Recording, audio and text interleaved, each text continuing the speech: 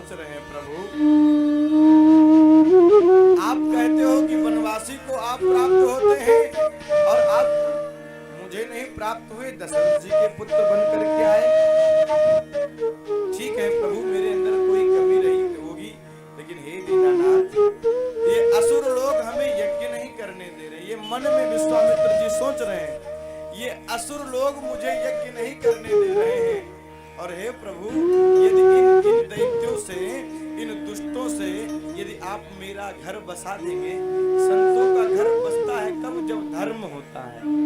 विश्वामित्र जी जा रहे हैं और मन में अनेक परिकल्पनाएं कर रहे हैं कि प्रभु, यदि आप मेरे घर को बसा देंगे मारीच और सुबाहु का वध करके, तो ये महामुनि ज्ञानी विश्वामित्र ये प्रतिज्ञा करता है कि हे नाथ, यदि आप मेरे घर को बसा देंगे तो ये विश्वामित्र आपके घर को भी बसा देगा, ये विश्वामित्र आपके घर को भी बसा देगा।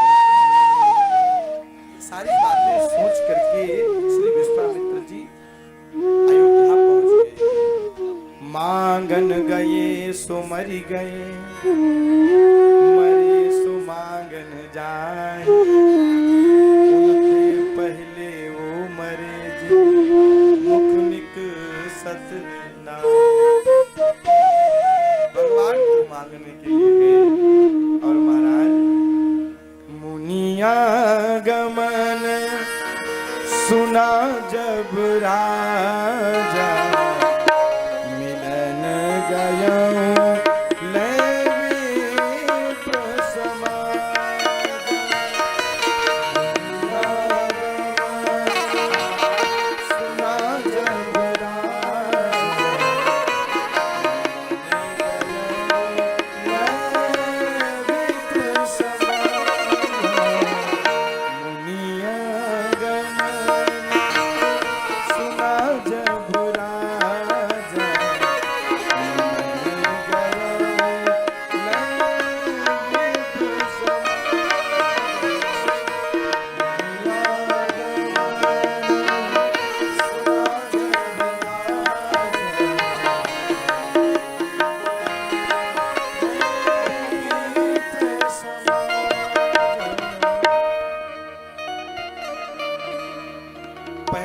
चर्चा किए थे तो कहे थे गादि तनय मम चिंता व्यापी।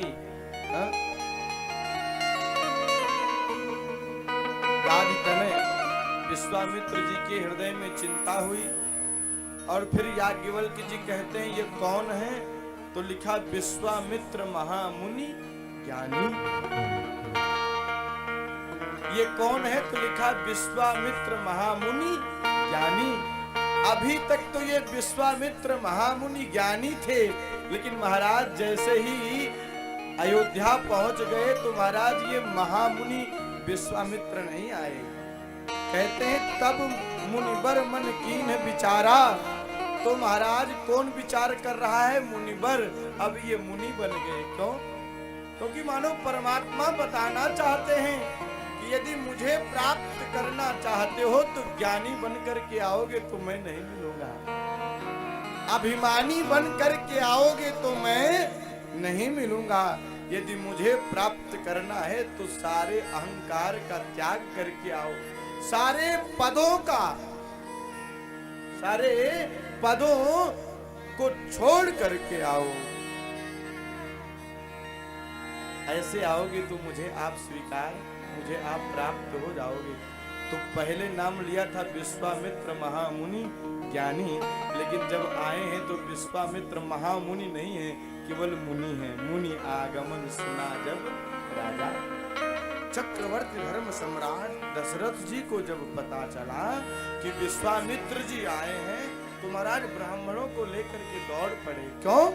क्योंकि दशरथ जी जानते हैं ये वही विश्वामित्र जी हैं जिन्होंने हमारे वंश में जन्म लिए चक्रवर्ती धर्म सम्राट श्री राजा हरिश्चंद्र। परीक्षा देते देते महाराज सर्वस्व ले लिया। आज ऐसे विश्वामित्र महामुनि ज्ञानी ये बड़े क्रोधी हैं।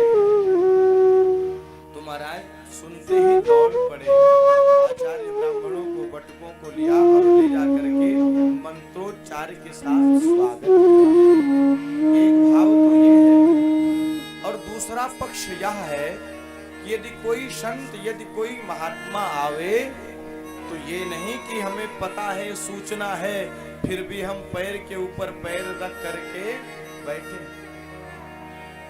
तुम्हें पता चल जाए कि आज गुरुजी आवे वाले हैं तो सबसे पहले क्या करो, सबसे पहले घर का लीपो, सबसे पहले क्या करो, घर का लीपो, साफ करो। क्यों? क्योंकि गुरु हैं, गुरु भगवान हैं, हमारे देवता हैं। तो जब कोई अतिथि आता है तो महाराज आप साफ सफाई करते। जैसे ससुराल से कोई का आवे का हुए, ससुराल से कोई का आवे के हुए, सरहद या साली का या सार का, तो महतारी बाप आवत है, उनके लिए साफ सफाई नहीं होती। लेकिन ससुराल से कोई आवे वाला है तो आदमी क्या करते हैं, साफ सफाई करते, कोनो कमी न रहे चाहिए है? कुछ अगर कमी है तो उनका पूरा कह के रखो। काहे? ससुराल से भैया आदमी आवत है, नहीं आवत। तो हम उनकी सेवा करते हैं। वैसे ही यदि आचार्य गुरु का आगमन हो तो क्या करना चाहिए, दौड़ करके जा करके उनका स्वागत करना चाहिए। प्रेम से बोलो ना जय श्री राम। लेकिन करे चाहिए आप लोग नहीं करे जानत, करे का चाहिए आप लोग नहीं जानत है। आप सोचत हो महाराज हमरे खात हो और हमरे बुराई करत हो, हमरे गांव में हो, हम इन लोग चंदा दिए में कथा करत हो और हमरे बुराई करत हो है? हम आपके बुराई नहीं करते, हम आपका बतावा चाहते हैं कि संत जब घर में आ जाएं तो उनका कैसे स्वागत करना चाहिए। जो श्रद्धा से आपके घर में है, जो कभी आप नहीं स्वयं खाते हो, प्रयास करो कि उनको पवाओ। क्यों? क्योंकि वो संत नहीं है, वो संत के रूप में परमात्मा ही कृपा करके महाराज तुम्हारे घर पधारे हैं। नर के रूप में परमात्मा ही तुम्हारे घर संत बन करके आए हैं। उनका इस प्रकार से स्वागत करना चाहिए। तो ये महामुनि ज्ञानी है, ये संत है, ये विचार करके चक्रवर्ती धर्म सम्राट श्री दशरथ जी लेकर के गए और स्वागत किया। स्वागत किया वहां तो स्वागत किया तो गुरु जी को कोई कष्ट ना हो तो क्या किया, ले आकर के सिंहासन पर बिठा दिया। जिस सिंहासन पे चक्रवर्ती धर्म सम्राट श्री दशरथ जी बैठते थे, ऐसे अपने सिंहासन पर किसको, गुरु जी को बिठा दिया। बड़ा बड़ा सुंदर भाव है, बड़े ध्यान से सुनना, एकाग्रचित्त होकर के। आज सबसे बड़ा यदि किसी का झगड़ा है तो वो कुर्सी का झगड़ा है, वो आसन का झगड़ा है। कुर्सी के लिए बड़े बड़े नेता आपस में लड़ करके मर रहे हैं साहब। किसके लिए? कुर्सी के लिए। ये कुर्सी हमें मिल जाए है? और नेता ही नहीं, बड़े बड़े महात्माओं की भी स्थिति यही है महाराज। बड़े बड़े महात्मा जो सिद्ध, जो अपने आप को महात्मा कहते हैं, वहां भी लड़ाई आसन की ही है। कभी जाओ, मजाल है कि किसी गुरु के आसन पर बैठ जाओ, बहुत बड़े आदमी क्यों ना हो, बैठते ही महाराज जो सेवक खड़ा है तुमको झिटक देगा इतनी दूर कि तुमको पता नहीं चलेगा। सबसे बड़ी लड़ाई यदि किसी की है तो वो आसन की। अरे आप महात्मा किस चीज के हैं जो आपको अभिमान है, ये मेरा आसन है, इस पे केवल मैं बैठ सकता हूँ, तुम आए हो तो तुम नीचे बैठो है? वैसे शिष्य का भाव होना चाहिए कि गुरु के आसन पर कभी नहीं बैठे, लेकिन यदि बैठ भी जाए तो ये कोई अपराध नहीं। लेकिन महाराज सबसे बड़ा यदि संसार में किसी का झगड़ा है तो वो आसन का झगड़ा है। चक्रवर्ती धर्म सम्राट श्री विश्वामित्र जी बताना चाहते हैं संसारियों को राम कथा के माध्यम से कि यदि गुरु आ जाए तो गुरु की महिमा इतनी है कि उसको अपना राज्य सिंहासन भी दे देना चाहिए। क्यों? क्योंकि इन्हीं की वजह से मैं इस पद प्रतिष्ठा को प्राप्त हुआ हूँ। प्रेम से बोलो ना जय श्री राम। आसन पर बिठा